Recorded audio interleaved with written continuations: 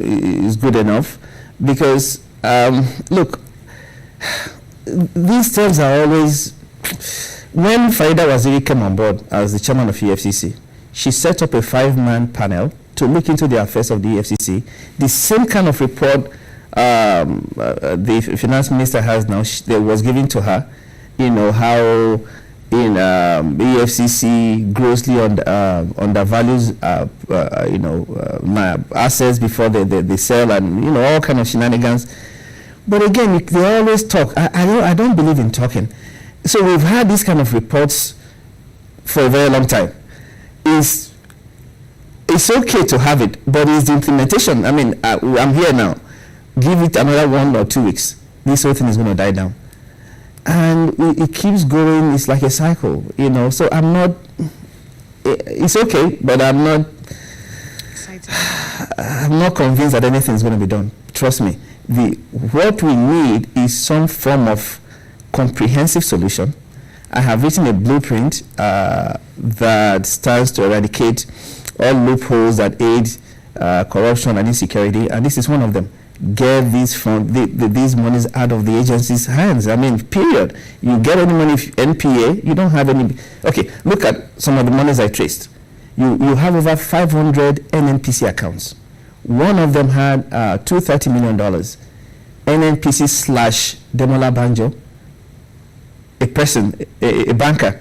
So, we allow these things to happen because of the loopholes, I say. So we need to close the loopholes. That is the only way we can actually eradicate, these problems.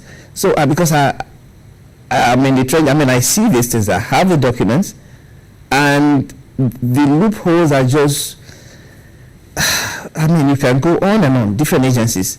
What I've read, everything, all the findings, that is, nothing compared to what I have, because the 450 billion is really a tip of the iceberg. We're talking trillions. Trust me. I just took EFCC because I wanted to send a message, because EFCC is the agency saddled with that responsibility to fight what is going on in these other agencies anyway. So we need to have a solution that would ensure. For instance, I'll give you an example. When I used to go to South Africa, when you are leaving the airport, you get your 14% VAT. They give you cash. After a while, they phased it out. So now when you get to the airport on your way out, they give you a card. They say, okay, within 4 to 6 weeks, go to any ATM in your country and get the money. And when I ask, they say, well, they don't want us to handle cash anymore. Very fine, system. You want to take these monies away from these guys. That is the way. You cannot have any agency in the US keeping cash. It's not possible. Even if you take the US government to court or whatever, the Treasury Department, you get a check, they cut you a check from the Treasury Department. So that, to me, is what we need to do. Seriously.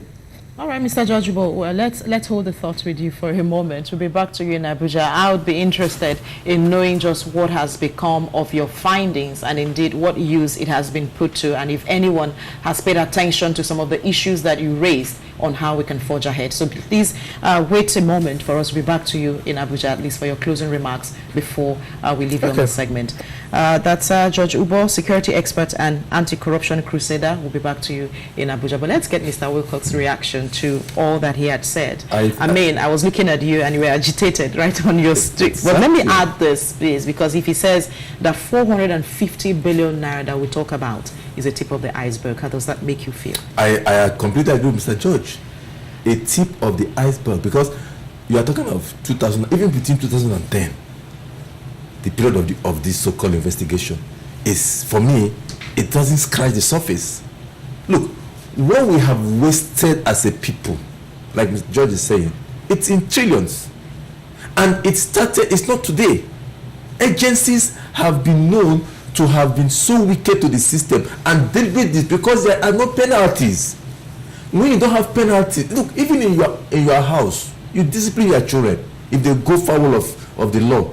You go to this company now, nobody can just take the camera away without being disciplined. But when it comes to National Treasury, the police is there, Anti-fraud unit is there, what do you call them, ICPC is there, and you have the office of the Auditor General. I think for me, all those that have manned that office in the last decade or so needs to be brought to the public and ask questions. What were you doing? He talked about the EFCC. Let me get you to react to that. Yes, for me, the EFCC is a carton and a kettle of corruption itself. That's why they've not been successful. The EFCC has not been successful in prosecuting high-level crimes, apart from all these cyber small boys crime. They've not successful because they themselves are an emblem of corruption because they circumvent the system. If you go to EFCC, you will see that, oh, if you're a poor man, then if you're afraid of EFCC, big men are not afraid of EFCC. They are not, because they know the game. And it's unfortunate, very, very unfortunate. I feel pain in my spirit, I feel pain in my body every day, because I know that this country could have made a lot more progress if Nigerians had been committed to loving this country and to doing what is right. I tell you, if it was what we used to have the 10% days, and we have remained on that 10% days, right now we are maybe on the 90% days, because it has gotten this bad. And I sympathize with George, because he is at the forefront. Unfortunately, I don't have access to some of these things. I've not been able to, I've not have access to advising anybody, but I feel pain because I know there are things I could do that I'm seeing glaring, but I don't have the opportunity that George have. Because it pains me that people will deliberately be undermining the system, and these funds are not used for anything meaningful. They are not setting up industries to develop. They are using these funds for frivolous things. Building filling stations, building high-rise buildings that nobody's occupying, and things that you cannot even lay hand. And sometimes they actually remove this fund from the system, put them in houses, and they're no longer productive. So you can see the problem we are facing, and that's why I said every day I wake up, I pray for Mr. President. I want to believe the pain he goes through, but this large country, and you are not having people that are seeing your vision, even your security agency, even your right-hand fighting agency, like George has just said, is more guilty of this crime than even those who are supposed to be fighting. Let me interrupt you there. We want to pay some quick bills. We'll take a quick break, and when we come back, of course, you have time to continue and respond to that question. Today in Welcome back. We still have Alex Wilcox in the studio with us this morning. He was responding to Chichi's question. You were reacting to something the guest said in Abuja as well. Yes, I was saying that with respect to what the minister, the plan of action minister has lined out, I think for me it doesn't go far. It's same of same. You are bringing the same people that are part of the problem to find a solution.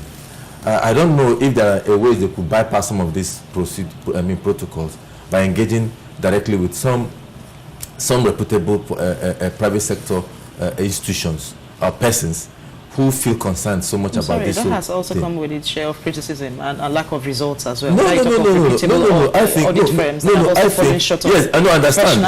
Yes, the last time we had a ICANN conference in Abuja, the minister was there to address us, and he alluded to the fact that sometimes you look at the big firms. I'm not condemning the big firms here, but so you look at the big firms and you don't get some of the results because they already do not have anything to prove. Then when you go to the smaller ones, the indigenous smaller ones, I mean, they are hungry for results. Mr. Wilcox, they are hungry for results, and so I'm not canvassing for any. But then, just to stay on this line of action, if you are not satisfied with the measures being taken, is to ask the question about you are a member of ICANN. I mean, a fellow of that, and then you would look at those in the circle of auditing and financial systems like yourself. Professionals who are also certified. I mean, in the work and in the way and manner they carry out this, what are the sanctions from, say, the professional body on some of these things that we talk about? The professional body, they are not busy bodies. If you don't report a member to the, for instance, the institute I belong to, ICANN is not a bloodhound looking for who to bite, who to punish. If you don't report, there's nothing they can do about it. You need to report a member who has been found wanting in discharge of his duty. And then there's an investigation panel there's a rank point person with a high court, and their decision is final. Can only go to court of appeal.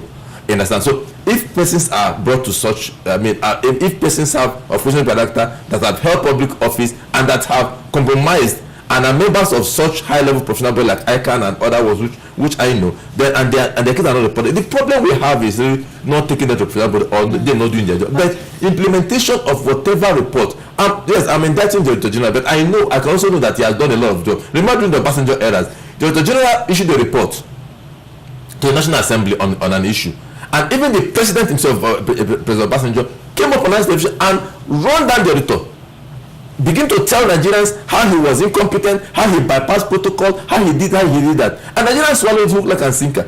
Nigerians are not asking questions. Nigerians are not angry with the president's decadent and rot in it. Nigerians are not angry. Now we are politicizing the fight against corruption. We are criticizing it from we are seeing how sectional and how selective it is, rather than looking at the substance. Now let me ask a question. Now the recovery steps that the minister was talking about, it said that budget estimates should be submitted by these agencies, which eventually will get to the National Assembly.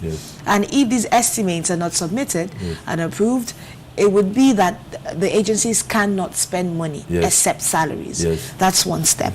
Do you think that a step like this is adequate? She also said her template has been issued by the Accountant General of the Federation on what is allowable expenditure out of the operating surplus. I understand that. We're talking about salaries in excess of the figures approved by the Wages and Salaries Commission. No more monetization of medical and other allowances, as well as a few other things. These are some laudable steps. Hitherto might have been there, but not activated. Okay, now, and that's also why I'm saying those who are criticizing Kemi Adeosun, they are misplaced. Some of the criticisms are misplaced. Maybe they are expecting some kind of shout person like Okonjo used to do, but she's working diligently. But now the problem is the policies are out. What of the implementation? Do we have the capacity to checkmate abuses? Because abuses will always come. People are used to doing this kind of a thing. Now I ask you something. How did SEC survive in 2012 or thereabout, when National Assembly did not approve SEC budget? National Assembly and SEC had a running battle, and no budget was approved for SEC in that year. How did SEC run? Places like SEC, places like CAC, so many places that if you see the salary they pay themselves are in excess of what is legally approved. You see the allowances they give themselves. You see there are so many roads, and so it takes like the Abuja guys. It takes a comprehensive and holistic look. First, purging the purger, that is the EFCC. When it purge the purger, and then the purger is now clean, to now stand firm, to now stand blameless to carry its responsibility, then people will become jittery up to if they say EFCC is coming to your house. But right now, the fear of EFCC, even the body language of the president has been told to me by people around him, because you keep hearing one issue of corruption against one officer close to him and all whatnot. So I support the president. I wish I could help him better. I wish there are ways that people like George, people like myself, people like other people committed to the cause of this country can help him better. But unfortunately, he has quality and capable men around him who should identify with his vision, who should identify with his aspiration, who should put Nigeria first, who should know that we need to clear this system, not because of us today, but because of our children and our next generation coming. People have brought us to this level. Why don't we clean up the system to give our future next generation a better country? I think that's the best way to go, and it is the conscience of everybody, not just the conscience now, enforcement of the law that is required, and the National Assembly has a key role to play. Unfortunately, Obasanjo called them the House of Corruption, and which truly they are. Now, if they do not wake up and reinvent the laws, reinvigorate the laws, and make the agencies more accountable, the universities, I keep talking about the universities, they have so much funds and they are misusing them. No research result, nothing to show for all the funds fronted to them. Yet also be shouting every day, government is not funding university, you are giving them 10%. What are they going to generate? What have they done with it? So we need to really clear the step and make it work better. That's the only way to go. And to help this country out of the woods. Closing remarks, Mr. Lester Wilcox, who is a chartered accountant, and then just to mention that some universities have also been indicted. No, let them be indicted and be held accountable. All right. Held more accountable. The universities held more accountable, and that is one area that Nigeria can use to develop. If our universities are up and doing, and they can bring out better research funding to commercialize and for effective development. Thank you very much. Thank you for your time with us on the show this morning. Thank you so much. It's always a pleasure. Ever objective perspectives on all of these matters. Anytime, Gigi. Thank you very much. Thank you very much. Thank you so much. Okay. We're crossing over to our Abuja studio at this point. Mr. George Ubo. Okay. Yeah. So there's a lot of I know you've worked personally with these people. You've worked personally with a lot of the governments concerning these matters. And as this is playing out, there are steps put into place to make sure that there's accountability in the process. Now, how much faith do you have in this accountability? And do you think that it could happen as soon as possible? I read out the recovery steps that the minister wants to take, some of the steps that she wants to take. Do you think that these steps are adequate? And the trust in the EFCC. You've mentioned working with the EFCC. You've mentioned the kind of working relationship you had with them was somewhat unhealthy, not having faith in them. Our guest in Lagos, Mr. Wilcox, talked about cleaning up the EFCC. These are huge, huge responsibilities. How much time do we have? There's a recession. Nigerians need more money in the system. In mopping up 450 billion, even though you say it's more than that, what time are we putting to this? Well, after seeing what I've seen and being privy to what I'm privy to, we need to respond with a blueprint. I spoke about that. Now, if you recall, in the U.S., after that devastating 9/11 tragedy, President Bush assembled all the brains, security brains in U.S., and said, look, what are the loopholes with which we are faced? Even as good as the system in U.S. Was, they still found some loopholes. One, they said, they talked about overlapping functions, that all the agencies in U.S. Overlap, they're butt heads. And they give a scenario that, say, for instance, a ship is coming into the U.S., about 5 or 6 security agencies will have jurisdiction over the ship. And instead of them to work together, they start seeing each other as competitors, and in so doing, a dangerous weapon or human being can slip into the country. And that was why George Bush came up with this blueprint. Okay? And if you notice, after George Bush, no president has touched it because the Department of Homeland Security has worked. Obama, worked with it, and Trump is going to do the same. Now, what I have done is come up with a blueprint I call Bureau of Integrated Technologies for Security and Anti-Corruption, BITSAC. It may not be perfect, but this is just what I've done. And this stands to eradicate the loopholes. You cannot you can't say don't steal, You just make sure that you take away the loophole to steal.